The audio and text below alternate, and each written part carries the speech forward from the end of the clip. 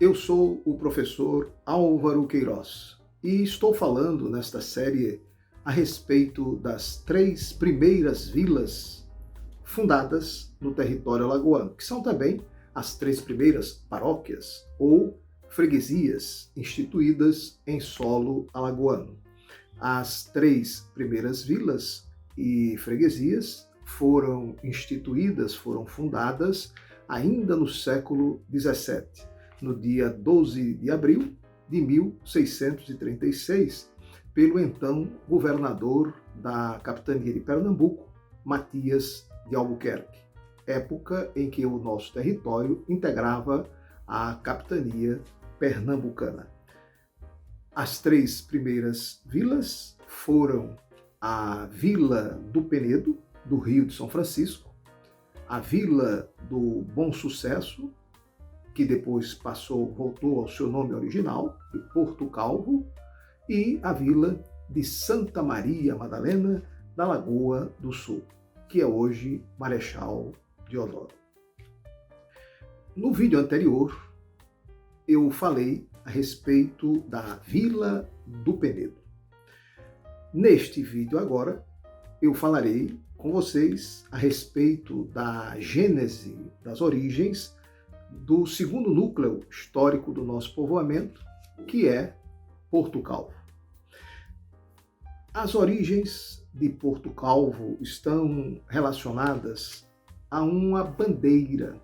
Bandeira significa uma expedição de exploração do território. Então, as origens de Porto Calvo se relacionam a uma bandeira comandada por Cristóvão Lins, entre os anos de 1575 e 1585.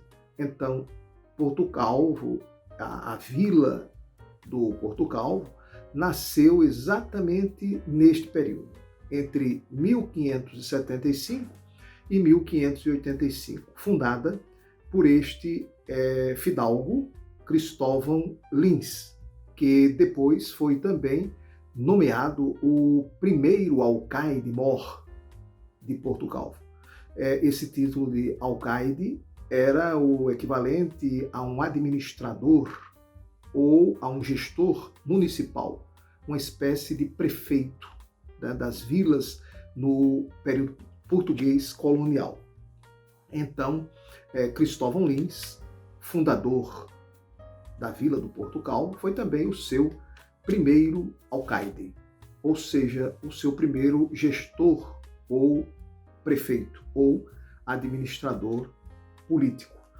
Esta bandeira explorou toda aquela área do território alagoano que corresponde ao litoral norte, desde Porto Calvo, né, mas também passando ali por aquela área de Porto de Pedras, Maragogi, Japaratinga, Matriz do Camaragibe, Passo do Camaragibe e uma parte também de São Luís do Quitumbe. Era um território imenso que foi explorado por essa bandeira de Cristóvão Lins.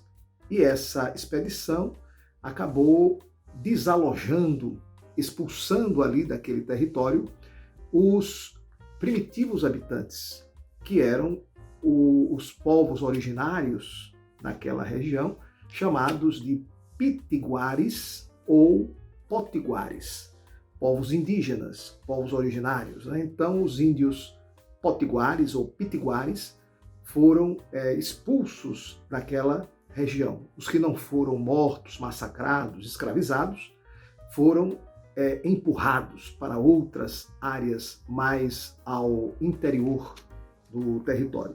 Então, essa expedição, ela desocupou aquele espaço geográfico, né, desalojando os povos indígenas ou povos originários, chamados de pitiguares ou potiguares.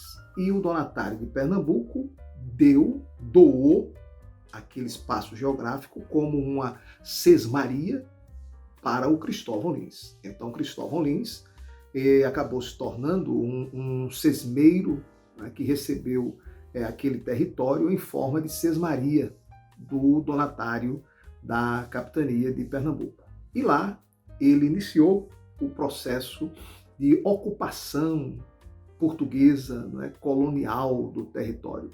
Essa ocupação foi feita com a edificação do povoado, que se transformou na vila do Porto Calvo, né, e de vários engenhos de açúcar. Só o Cristóvão Lins edificou 7 engenhos de fabricar açúcar naquela área. 7 engenhos de propriedade dele. Afora os demais sesmeiros, proprietários, que também edificaram engenhos de açúcar. Aquela região se tornou um importante polo de produção açucareira.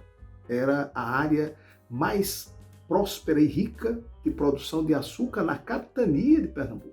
Era exatamente a região da vila do Porto Calvo, né? Tanto que foi cobiçada também pelos holandeses, né? Durante o período de dominação holandesa, Porto Calvo foi cenário, foi palco de escaramuças, de batalhas e de domínio holandês, né? Os holandeses dominaram e se fixaram na vila do Porto Calvo. Então, Porto Calvo teve uma importância histórica imensa, né? E lá nasceu e viveu um senhor de engenho que acabou entrando para a história na época da dominação holandesa.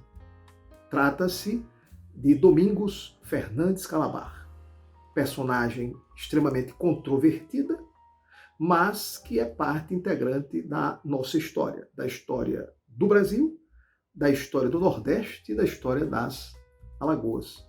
Calabar passou para o lado holandês e começou a apoiar os holandeses na época do domínio holandês. E por isso foi considerado pelos portugueses, pelo governador de Pernambuco e pelo governo lusitano como um terrível traidor. E quando foi capturado em combate, em batalha, ele foi julgado e sumariamente condenado à pena capital, à pena máxima, que era a pena de morte. E depois que ele foi executado, ainda teve o seu corpo esquartejado e as partes do corpo expostas em postes, em hastes de madeira, pelas estradas que levavam até a vila do Porto Calvo, né, para que servisse de exemplo e ninguém ousasse se rebelar contra Portugal ou trair o governo, a coroa portuguesa, se passando para o lado do inimigo, né, entre aspas, holandês, tá certo? Porque para os portugueses, os holandeses eram os seus inimigos e Calabar foi um colaboracionista do inimigo, colaborou com os holandeses na época da dominação holandesa. Então, Porto Calvo, a vila do Porto Calvo, foi elevada à condição de vila pelo então governador da capitania de Pernambuco, naquela data de 12 de abril de 1636. Né? Os 3 núcleos eles foram elevados à vila na mesma data, 12 de abril de 1636, pelo governador de Pernambuco, Matias de Albuquerque, com a denominação de Vila do Bom Sucesso, né? por causa de um êxito alcançado numa batalha, uma vitória numa batalha na Guerra Holandesa. Mas, para o povo, esse nome não ficou, né? Não tinha raízes, não deitou raízes na história. O nome tradicional era Porto Calvo, foi o nome que ficou, né? E voltou a se chamar Vila do Porto Calvo. Né? Então, essa denominação inicial, dada por Matias de Albuquerque, Vila do Bom Sucesso, ela não permaneceu. Né? O que ficou mesmo, historicamente, foi a Vila do Porto Calvo. Finalmente, no século XIX, já no início do período republicano, Alagoas já como Estado da Federação, né? O Brasil uma república federativa, Porto Calvo foi, por um decreto, elevado à condição de cidade. Isso se deu no dia 10 de abril, em mês de abril também, 10 de abril de 1890. Então, Porto Calvo se torna uma cidade. A prosperidade o desenvolvimento econômico de Porto Calvo durante o período colonial se deve, evidentemente, à agromanufatura açucareira, ou seja, aos engenhos de fabricar açúcar, produção de açúcar naquela área, para exportação para o mercado internacional europeu. Então, isso fez Porto Calvo crescer deveras, crescer bastante, crescer muito. Esta é, portanto, a história do surgimento, das origens, da gênese da vila do Porto Calvo, que foi chamada Vila do Bom Sucesso, mas voltou a se chamar originariamente de Vila do Porto Calvo. Se você quiser conhecer um pouco mais dessa história, aprender um pouco mais sobre Alagoas, para amar mais a sua terra, eu indico algumas leituras, como, por exemplo, o livro do grande intelectual alagoano, Craveiro Costa, História das Alagoas. Esta já é uma terceira edição dessa obra do Craveiro Costa, que foi publicada pela editora Sesmac e pela editora Eduneal da Universidade Estadual de Alagoas, na coleção nordestina, que é uma coleção de clássicos da história, da literatura da nossa região Nordeste. Outra obra também importante para conhecer Alagoas é o livro, o clássico do professor, historiador, jurista Jaime de Altavilla, né, que é a história da civilização das Alagoas. A história da civilização das Alagoas, do jurista e historiador Jaime de Altavilla, é outro clássico da nossa historiografia, que fundamenta bastante todos os nossos estudos históricos. E mais recentemente foram publicadas duas obras de natureza didático-pedagógica, né? São livros mais didáticos, que têm uma linguagem mais acessível aos nossos estudantes. A obra do professor Dr. Cícero Péricles de Carvalho, Formação Histórica de Alagoas, que é um livro muito bom, muito lido, né? Essa edição minha é a terceira, mas eu acho que já está em edições mais atualizadas, mais recentes. E eu também tenho um livro, né? Como eu sou professor há muitos anos, há mais de 3 décadas, né?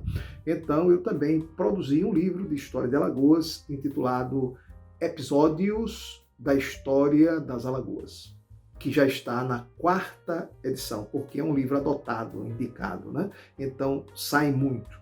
Episódios da História das Alagoas. Tem uma boa aceitação também, em linguagem acessível, em linguagem didática, para qualquer estudante ler e entender. Dessa forma, você pode ampliar o seu cabedal de conhecimentos sobre a sua terra, a terra das Alagoas.